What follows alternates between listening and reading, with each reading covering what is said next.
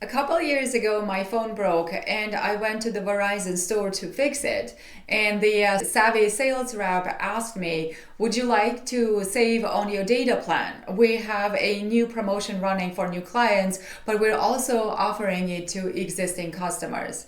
Of course, I wanted to save on my data bill, and I ended up switching plans right there and then. Then a couple days later, I happened to speak to my credit card company, and it turned out that they had a new program, a new product with better miles accumulation than I had, and I ended up switching my credit card product as well. Then it got me to think, well, if these two vendors have programs that I wasn't aware of, what about my other vendors? So I called a couple of places and for a couple of my subscriptions, and sure enough, most of them had something new that I could take advantage of. See, the thing is, all these companies are so focused on new client acquisition, they typically forget about their existing customers and not reach out to offer their latest and greatest to the existing customers. So I made it a habit every year to do what I call a spring cleaning of my subscriptions, to look at everything that I pay money for from all these different providers and call them up and say, well, I've been a great customer, I want to stay as a great customer, do you have something better than what I have in place?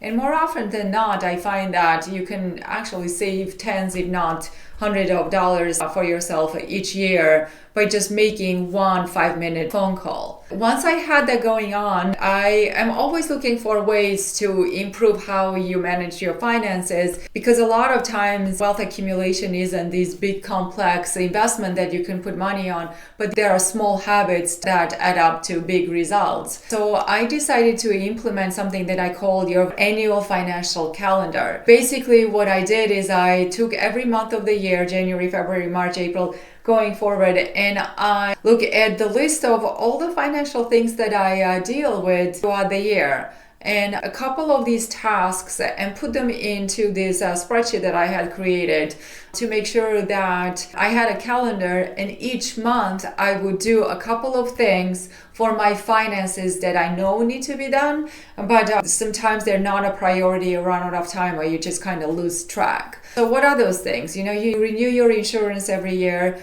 you renew your gym subscriptions, your cable subscriptions, some service subscriptions. There you have your investment accounts, you have your estate planning. So these are things that comprise your financial life. If you take half an hour every month to look at a couple of things and make sure that everything is still up to date, everything is still serving you, that you still need to using that subscription that you purchased 18 months ago, you're still going to the gym, you're still taking that class, you're still going to Costco's or to BJ's. Basically, if you look at every aspect of your finances throughout the year, you can really make a difference in your finances.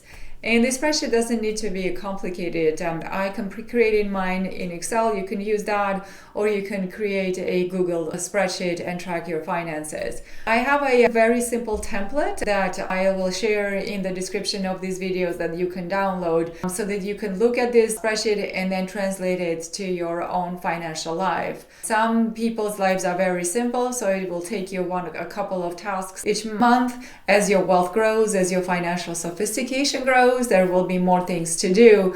But in any case, you want to make sure that these tasks are simple enough and you can complete them within half an hour up to an hour each year. And you'll see it will become a habit and will be a very useful one. So this annual financial calendar will help you create better financial habits, get more clarity around your finances, and implement good habits that lead to good results.